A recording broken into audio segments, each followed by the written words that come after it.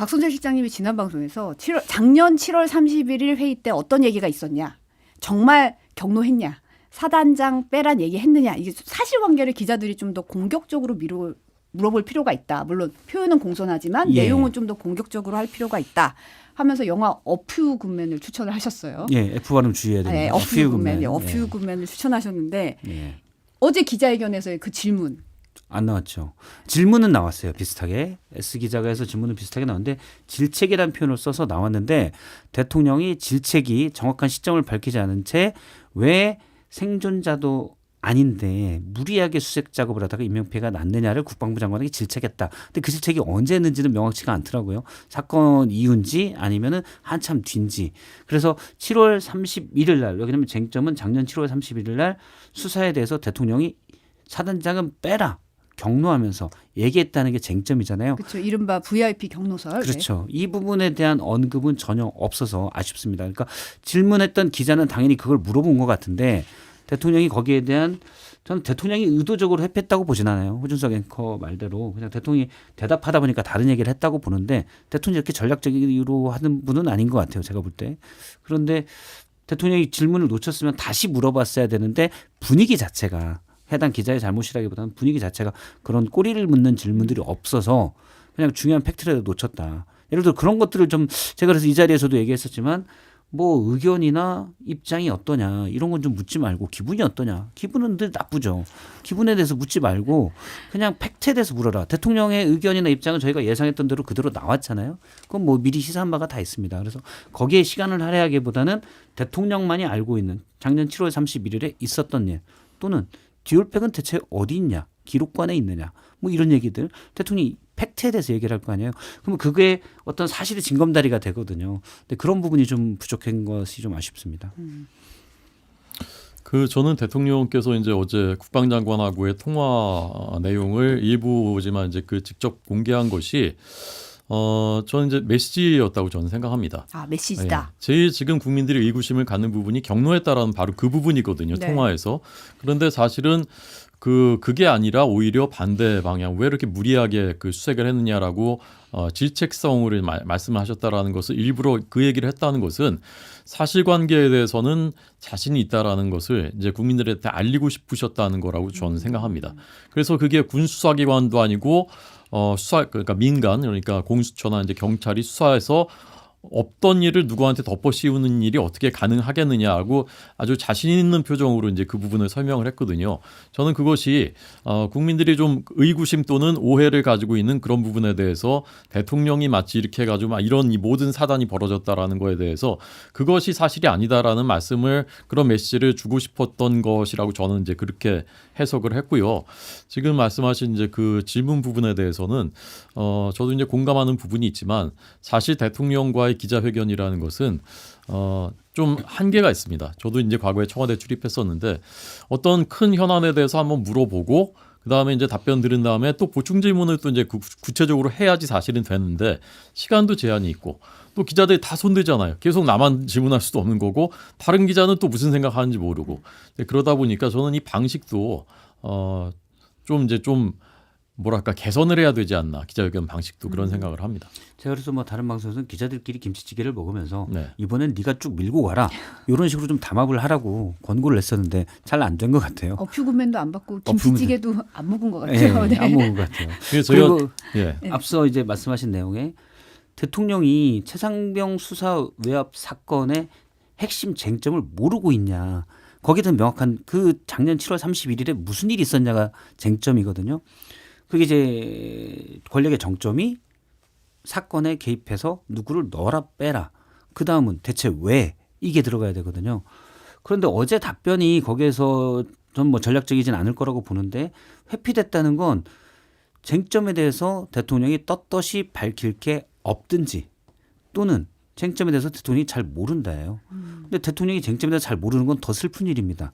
언론 그리고 방송에서 엄청나게 많이 얘기한 거잖아요. 7월 31일 날에 대해서. 최상병 사건 핵심이 그겁니다. 근데 쟁점에서 모른다는 건 슬프잖아요. 그러면 나머지는 여지팝으로 대통령이 회피했다. 뭐 이렇게 볼 수도 있는 거죠. 떳떳하지 않다. 그러니까 제대로 떳떳하지 얘기하기에는 저는 그 부분이 이제 호행하는 이제 거 조금 좀 다른 엇갈리는 거예요. 저는 부분이죠. 그렇게 생각하지는 않고 쟁점에 대해서 거짓말할 일이 없다, 거짓말할 부분이 없다 대통령이. 그리고 그 부분에 대해서 자신 있다, 그 수사하면 나올 것이다 공수처가, 그 의지를 보여준 거라고 생각합니다. 근데 이제 뭐 원론적으로 이제 공수처의 수사 결과 지켜봐야 한다는 입장을 밝혔어요. 그러면서 이제 공수처 수사가 납득이 안 되면 내가 먼저 특검 주장하겠다라고 했는데 이 발언의 의미는 어떻게 보세요? 그러니까 저는 굉장히 의미 있는 부분이라 생각합니다. 과거의 대통령의 화법으로는 공수처가 수사하는 것까지 지켜보자, 공수처가 수사 결과를 보자까지가 대통령의 이제 원래 입장이자 그분의 원래 화법입니다. 그런데 그 다음에 이제 덧붙였단 말입니다. 근데 그 부분은 이제 어느 정도 평가하느냐가 이제 서로 평가 다른데, 저는 조건부 수용에 가깝다고 생각합니다. 공수처가 지금 정부한테 친화적으로 하지 않고 있는 것은 여러 정황을 통해서 드러나고 있지 않습니까? 공수처는 원래 또 문재인 정부가 심혈을 기울여서 만들었고 인적 구성도 지금도 여전히 그거에 가깝게 돼 있고, 근데 지금 의욕적으로 수사하고 있지 않습니까?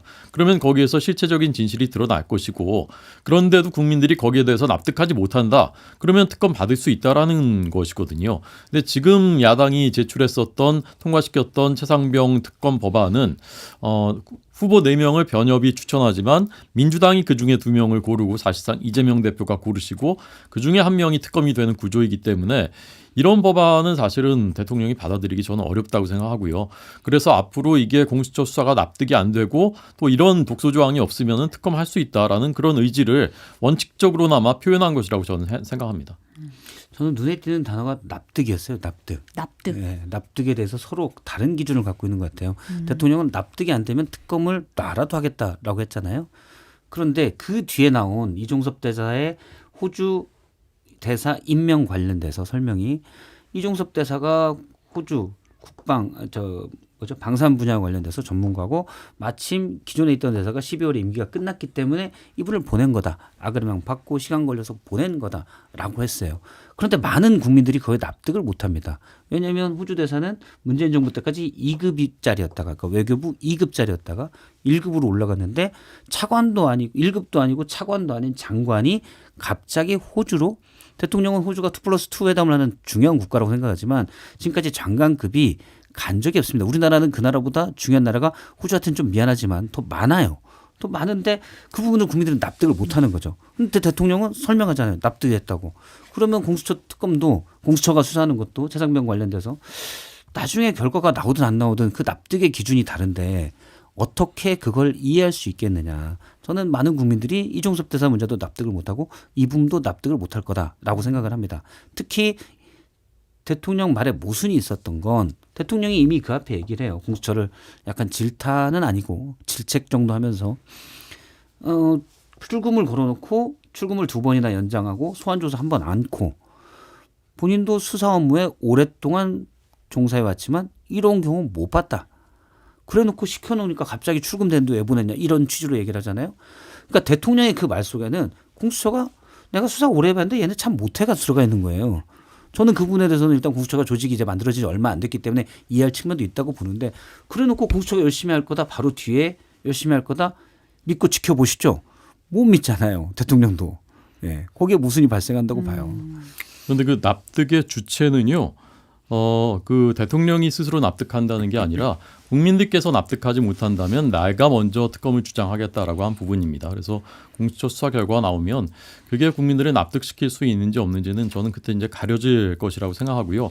지금 이 가설은, 그러니까 대통령이 뭔가가 구려서 이종섭 그 장관을 갑자기 호주 대사로 선거 기간 중에 막 보냈다라는 것이지 않습니까? 그런데 어제 설명을 통해서 출국 금지가 돼 있는 것을 몰랐다라는 이제 설명이 있었고, 저는 그걸 대통령이 기자회견에서 얼굴을 싹 바꾸면서 거짓말을 할 줄, 그런 건 아니라고 저는 생각하고요. 실제 그랬을 거라고 생각합니다. 그러면 과연 지금 뭐 대통령과 정부가 그 중요한 선거 와중에 갑자기 그 이종섭 장관을 대사로 막 도망치듯이 보내야 할 만한 그런 필요성이 과연 뭔가, 그런 개연성이 뭔가, 저는 이게 정무적으로는 굉장히 아쉽고 조금 있어서는 안 되는 판단이었다는 거에는 동의하지만, 이게 범죄 혐의를 덮기 위해서 갑자기 출국 금지되니까 도피시켰다. 저는 이 가능성은 매우 낮다고 생각합니다. 일단 뭐 아그레망을 1월부터 받았다고 했기 때문에, 추진했다고 했기 때문에 그 부분은 있는데, 당시 무슨 일이 있었냐면 2월에 박정훈 대령의 재판이 계속 열립니다. 그러니까 재판에서 기록이 그 증거 자료가 있어야 되잖아요. 박정훈 대령은 위법한 명령을 거부했다라고 해야 되기 때문에 항명죄이기 때문에 항명죄는 위법한 명령은 해당이 안 되거든요. 그러면 당시 지시가 위법한 명령이었다고 했기 때문에 관련 기록들을 보는데 그 뉴스들이 2월부터 조금씩 나옵니다. 2월에 나와서 자꾸 재판에 이런 기록들이 나오다 보면 이 사건이 커질 수 있겠구나. 제가 만약 여당이면 그 생각을 할 것 같아요. 그러니까 그 뒤에 3월 초에 3월 4일 날 갑자기 격도 안 맞는 국방부 장관을 호주 대사에 임명하니까 이제 민심이 이건 뭐지 하고 공정과 상식에 어긋나잖아 라고 들고 일어났다고 저는 생각을 합니다. 네. 그 부분은 이제 하나의 그 변수는 호주 대사의 성격이 어제 대통령께서 말씀하신 것처럼 방위 산업이 최근에 이제 우리가 방위 산업 예컨대 폴란드 옛날에 우리한테 크게 경제적으로 큰 관계가 없었지만 지금은 방위 산업이 주요 수출 국가가 됐지 않습니까?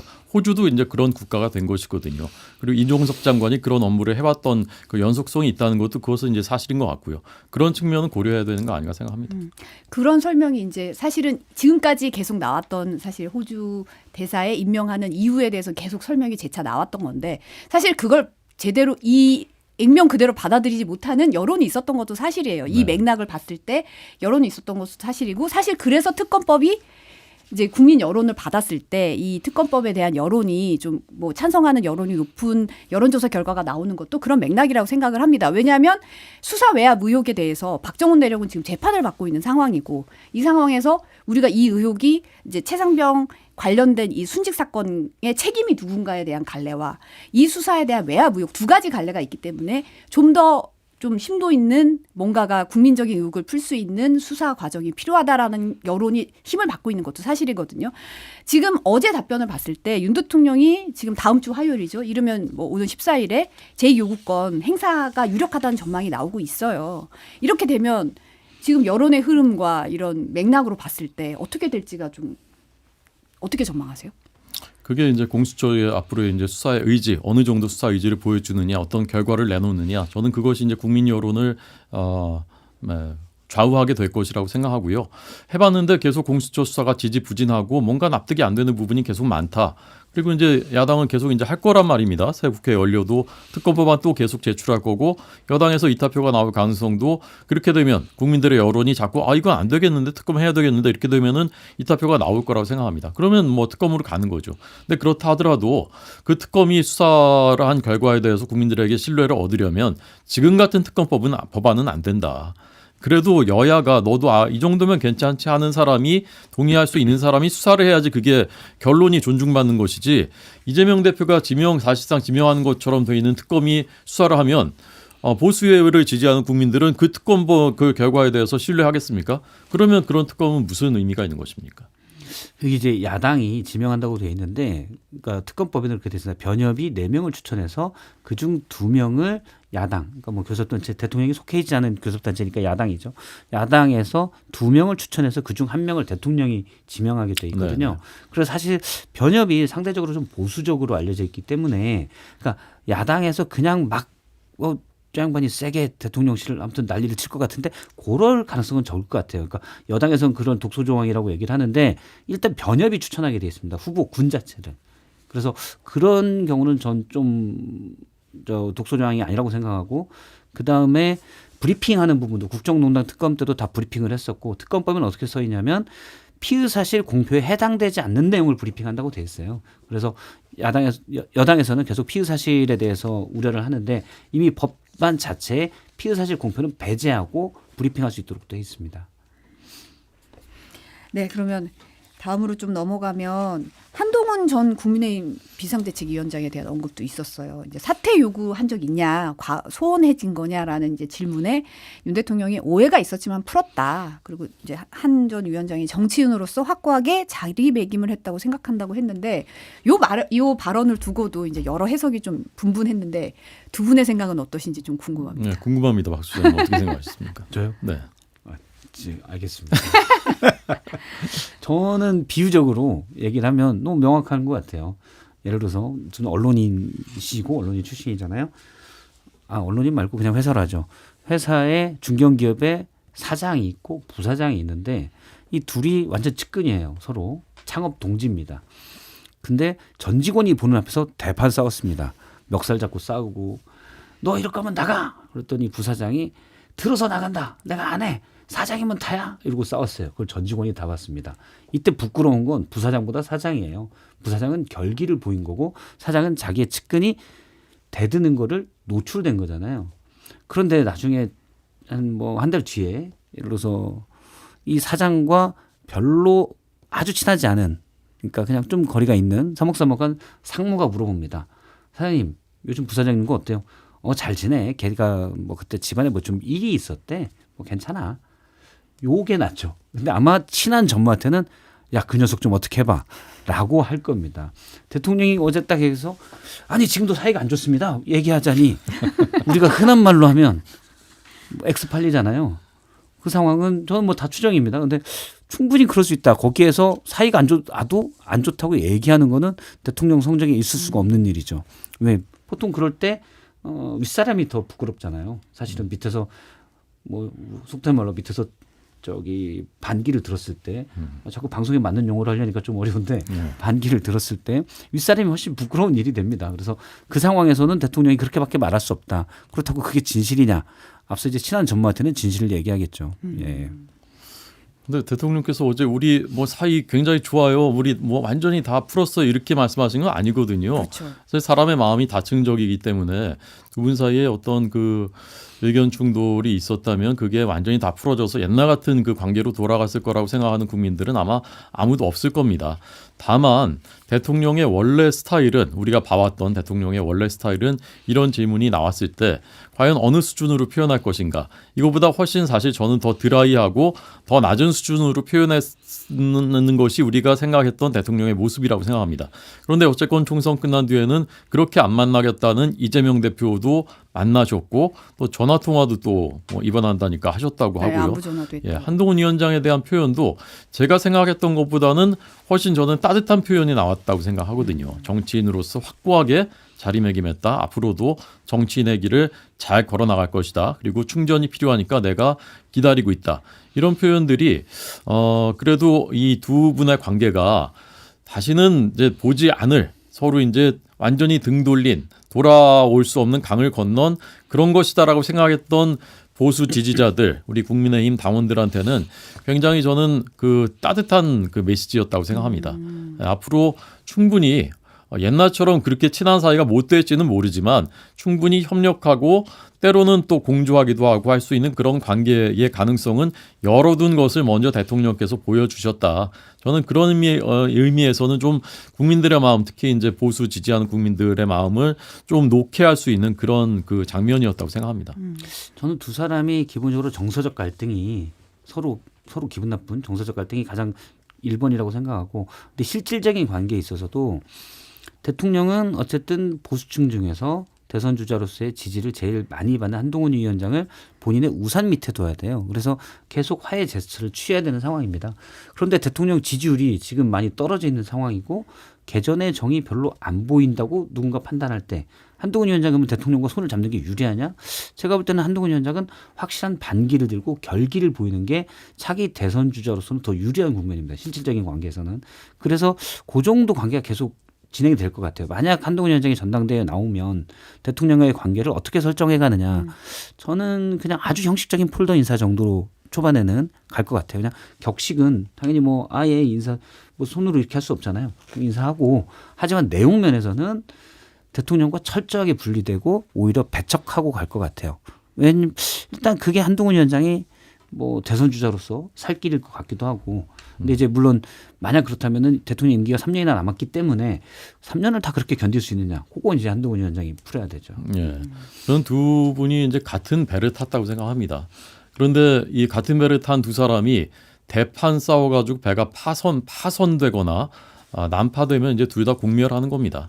그렇지만 한동훈 위원장 입장에서는 이 배가 이쪽으로 가야 되는 게 맞다고 생각하는데 이쪽으로 막 가려고 한다. 그러면 이제 거기서 이제 뭔가 대립각이 생기겠죠. 그리고 적절한 긴장 관계 또는 뭐 때로는 갈등이 있을 수도 있고 그런 관계일 것이지 그것이 완전히 다른 배를 타거나 적대 반목하는 관계가 되거나 그렇게 되지는 않을 거라고 생각하고요. 예전에 이제 이명박 대통령 때 박근혜 대표가 사실상의 야당 당수 같은 그런 역할을 했었는데 저는 뭐 어쩌면 그 정도 관계. 그런데 박근혜 대표가 그 당시에 이제 여당 대표로 한 게 대선 1년 전부터거든요. 그러니까 사실 1년 동안에 이제 그런 것들이 있었던 것인데 과연 그 정도까지 갈 것인가? 아니면 그래도 두 분의 이제 인간적인 관계가 있기 때문에 그 정도의 그 대립은 아니지만 그래도 적절한 긴장의 관계 그런 것이 유지될 가능성은 크다. 저도 그 부분에는 동의합니다. 제가 앞서 이제 막 사장, 상무, 부사장 이렇게 예를 들었는데 제 소설만은 아니고 전반적인 지금 한동훈 위원장 주변 분위기나 용산의 주변 분위기를 해서 재구성한 것임을 알려드립니다. 사건의 재구성이다. 사건의 재구성이다. 그냥 막연한 소설은 아니고 거기에 주요 요소들이 있다. 예. 그 기자회견 참석했던 짐 맥킨지 BBC 서울특파원이 유튜브에 후기를 남겼는데 이제 본인이 한 질문에 대통령이 사실상 답변을 좀 안 했다. 약간 동문서답이었다. 이런 얘기를 하면서 언론 자유 세태에 대해서 재임 기간 이런 질문을 하고 싶었는데 또 다른 기자분이라도 질문을 해주길 바랬는데 안 나와서 아쉬웠다라는 아쉬움을 나타냈어요. 뭐 많은 질문에 딱 부러진 대답을 하지 않고 좀 막연하고 안전하게 답변을 했더라 이런 평가도 내렸고 뭐 로이터 지국장도 뭐 웃으면서 직접적으로 답하지는 않았다 뭐 이런 평가를 내리긴 했는데 이제 아무래도 두 분 다 이제 언론인 출신이시니까 이 질문이 나왔어야 되는데 좀 아쉽다 이런 부분이 있으신지 궁금합니다. 저는 질문에서는 조금 이번 기자회견은 국민들이 제일 궁금해했던 정치, 그다음에 국정 운영의 스타일 이 부분으로 아예 기자회견을 다 하셨으면 어땠을까 하는 생각을 했습니다. 외교안보, 그다음에 사회 분야, 경제 분야 이런 분야들은 추후에 뭐 다음 달에 또 하실 수도 있고 앞으로 자주 하시겠다고 했으니까. 근데 그 부분에 대해서 좀 더 이제 기자들이 물어보고 대통령께서도 좀 더 얘기를 하시면은 더 소통이 되고 국민들이 이해할 수 있는 부분이 전 있었을 것이라 생각하는데 30분쯤 이제 하고 나니까 대변인이 이 정치 분야 30분 했으니까 다음으로 넘어가겠다라고 했는데 그 부분에서 좀 국민들이 아쉬워하지 않았나. 사실은 그 부분이 제일 궁금했거든요. 그래서 다음에 혹시 기회가 있다면 이 부분을 좀 더 충분히 하시고 이번에 물론 길게 하시고 질문 한두 개 더 받았다고 했지만 진짜 궁금한 부분에 대해서는 조금 미진했다. 시간이 양쪽으로 미진했다. 그래서 좀 더 시간을 늘리고 좀 더 자유롭게 질의응답할 수 있는 그런 기자회견이 됐으면 좋겠습니다. 저도 이제 경제나 물론 경제가 중요하고 외교 안보도 중요하지만 지금 야당에서 요구하는 민생회복 지원금 말고 딱히 뚜렷한 쟁점 현안은 없거든요. 국민연금 개혁이 있지만 일단 22도로 넘어가게 됐고요. 그리고 대통령이 일반적인 언론들은 다 알고 있는 상황이에요. 그래서 정치 현안에 저도 지금 총선 참패 원인도 대통령 또 여사를 직접 겨냥한 특검들 거기에 대한 의혹들 이런 것들이 중요한 거기 때문에 그 부분에 좀 집중했으면 어떻을까. 앞서 말한 대로 또 기자들도 그러면 좀 더 팩트에 대해서 물어보는 것들이 있었을 테고 그런 게 좀 아쉽습니다. 특히 저는 전반적으로 대통령 입장에서도 기자회견을 하는 게 낫다고 보는데 모두 발언은 대체 왜 했는지 오히려 기자회견에는 앞서 의발음 정도까지 변화를 보였는데 모두 발언은 지난 국무회의의 모두 발언과 똑같아요. 대통령이 쭉 나열을 하잖아요. 업적에 대해서. 그러면 국민들이 민생도 그렇고 지금 다 지금 사기 팍팍해라고 하는데 대통령이 20여 분간 난 정말 잘했어라고 얘기한 건 와닿지가 않습니다. 이건 제가 뭐 얘기를 했는데 여름방학 종회인데 교장이 아주 때 앞에 서서 길게 아무도 안 듣는 종회 연설을 하는 듯한 분위기 굳이 왜 했을까라는 생각이 듭니다. 아마 대통령이 우리 잘한 걸 좀 알려. 왜 잘 못 알려? 설득과 소통을 하라고 그러잖아요. 그러니까 잘한 걸 정책을 알려라 라고 참모들에게 주문하는 것 같은데 그걸 몸소하신 것 같은데 국민들은 일단 잘 안 듣고 있었을 거라는 거 제 생각은 상당수는 물론 듣고 있을 분도 있어요. 그런 게 좀 아쉽고 특히 이제 말씀하신 대로 그 외신 기자가 얘기했지만 언론 장악에 대해서 지금 뭐 세계 기자협회에서 나온 게 62했지 않습니까? 정작 기자들이 그 부분에 대한 질문이 없었다는 건 아쉽습니다.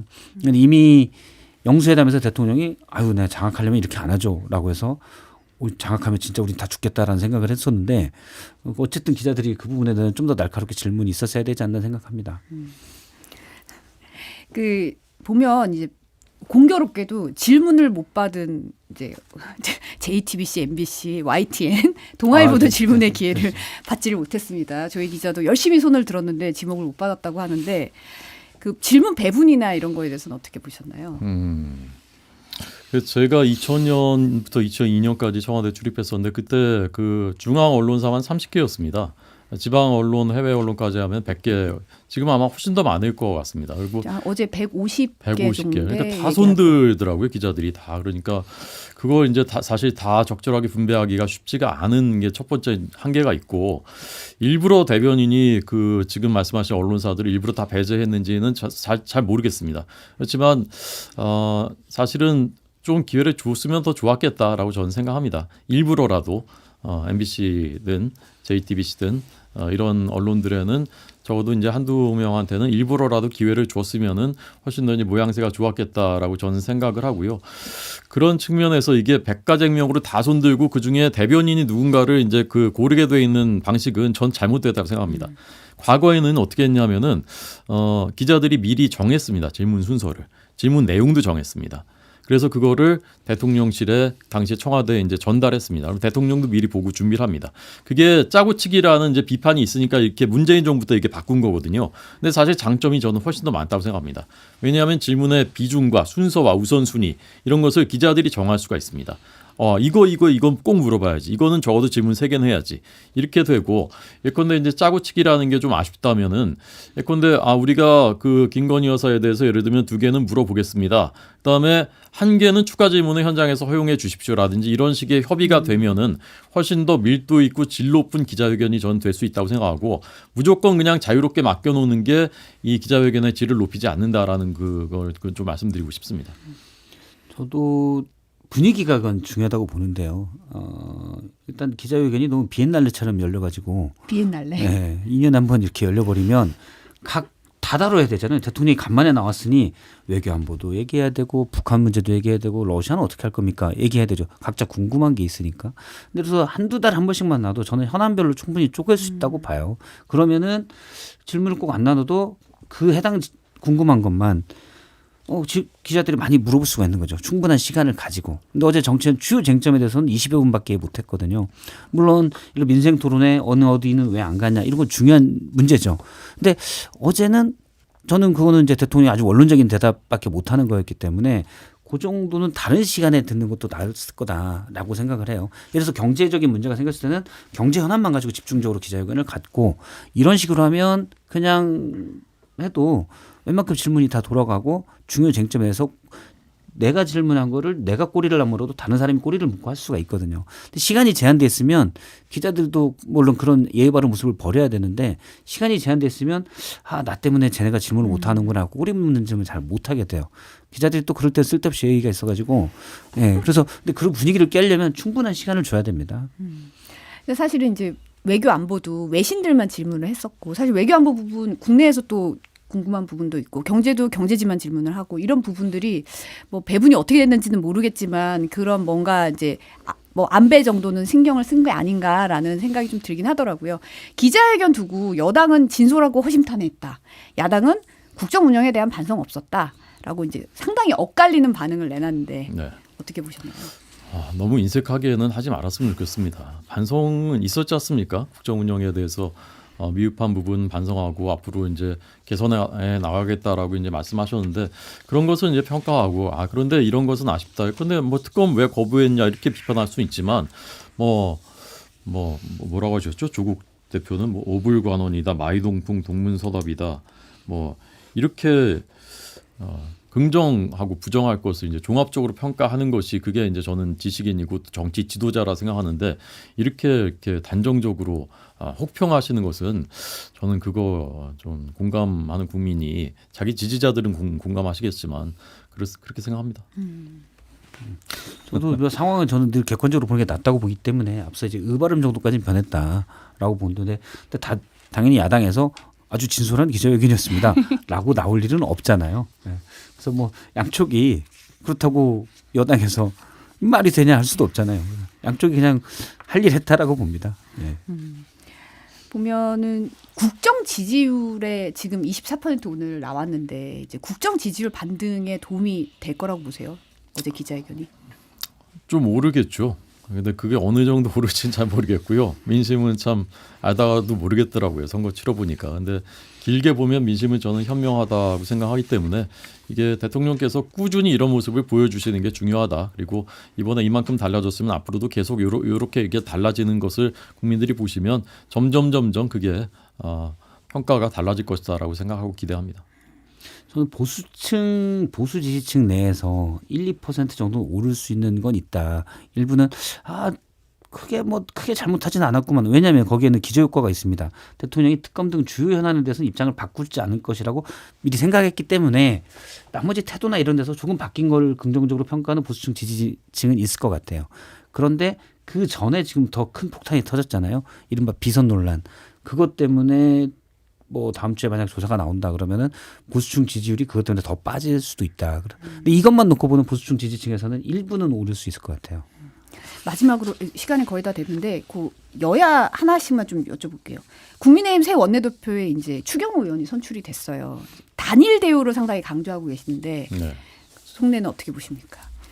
추경호 그 원내대표는 사실은 뭐 친윤 색채보다는 경제 관료의 색깔이 더 강한 분이지 않습니까? 그리고 합리적인 분이고 경제 실물에 대해서 잘 알고 그래서 국정을 우선으로 생각하고 국민들의 민생을 우선으로 생각하는 그런 그 자세로 일할 거라고 생각합니다. 그런데 저는 이제 야당 민주당은 어쨌건 민주당의 최우선 목표는 집권, 특히 이제 이재명 대표의 집권을 이제 그 기조로 해서 국회도 운영해 나갈 가능성이 크다고 생각하기 때문에 과연 협치와 대화가 어느 정도 될지 좀 의구심이 있습니다. 저는. 그래서 그런 부분에서 108명이라도 똘똘 뭉쳐야 그나마 돌파할 수 있지 않느냐라는 그런 절박한 위기의식을 표현하신 것이라고 생각합니다. 추경호 신임 원내대표가 이제 2012년인가요? 제가 정확히 기억은 안 나요. 2012년, 13년 이쯤 기획재정부에서 예산 차관을 했거든요. 공무원 중에 제일 센 게 의원들한테 예산 차관입니다. 가서 우리 지역구 예산 좀 더 줘라고 해야 됐기 때문에 뭐 당시 민주당 의원들이면 지금 최소한 3선, 초선이면 뭐 약간 얘기할 수 있는 좀 그런 건 있겠죠. 그리고 추경호 의원 자체가 뭐 아주 뭐랄까요 성정이 엄청 난폭하다거나 좀 적절한 표현이 생각이 안 나는데 그런 스타일은 아닙니다. 그런데 이제 가장 큰 거는 단일 대우 강조했듯이 어떻게 하면 특검법을 방어하냐. 이럴 건데 그거는 저는 민심이 제일 중요한 것 같아요. 그러니까 민심이 이거는 그러니까 국민의힘 22대 108명의 의원 중에 특검법을 반대하기에는 부끄러운 상황이 된다.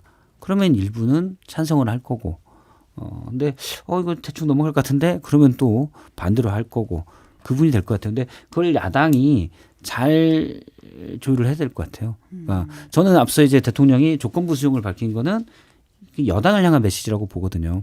나는 이 정도까지 했는데 야당에서 안 받아. 그러니까 우리 공수처 수사를 지켜보자. 특검법 반대하지 마.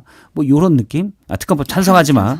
뭐 이런 느낌이라고 봐요. 그러니까 여당에 대한 메시지라고 보는데 어차피 야당은 안 받을 건 너무 뻔한 거니까 상수니까.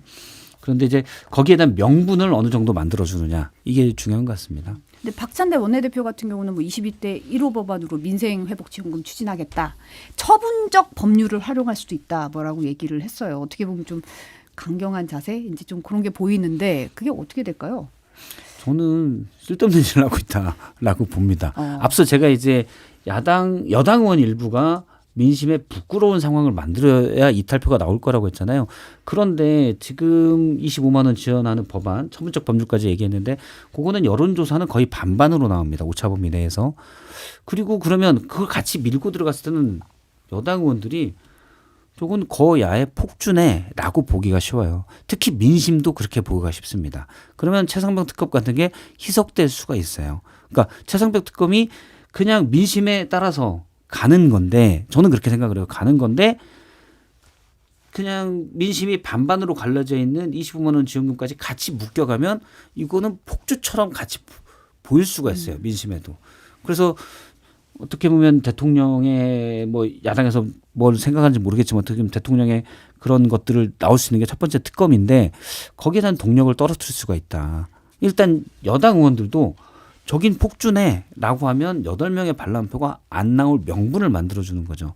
전 그래서 굳이 저 뭐 개인적으로는 저 법안에 반대하기도 하지만 아예 그냥 오히려 민생을 챙길 거면 정부랑 같이 지금 어려운 경제 환경에서 어려운 사람을 돕는 걸 제대로 논의해 보자. 그냥 이 정도로 해서 법안을 같이 논의해 보자는 게 맞지 않나라고 생각을 합니다. 네. 사실 25만 원 부분은 이제 중요한 변수가 하나 생겼습니다. 최근에 이제 그 1분기 성장률의 속보치가 깜짝 성장을 한 1.4% 성장한 걸로 나왔거든요. 정부가 부양한 게 아닌데 민간 주도로 성장한 게 나왔단 말입니다. 지금 제일 중요한 게 물가를 물가 잡는 것인데 돈을 이렇게 풀면은 사실 이제 거꾸로 역행하는 것이거든요. 경제는 이제 성장할 신호를 보이는데 이렇게 되면 나중에 이걸 누가 책임질 것인가 이런 부분들 좀 숙고하셔서 저도 이제 지금 동의하는데 어려운 분들 소상공인들 또 서민들 뭐 이자를 감면해 준다든가 이런 방향으로 하는 게 저는 옳다고 생각합니다. 오늘 여기까지 듣겠습니다. 정치재테크 박성태 사랑가사의 연구소 연구실장님, 호준석 국민의힘 대변인과 함께했습니다. 오늘 감사합니다. 감사합니다.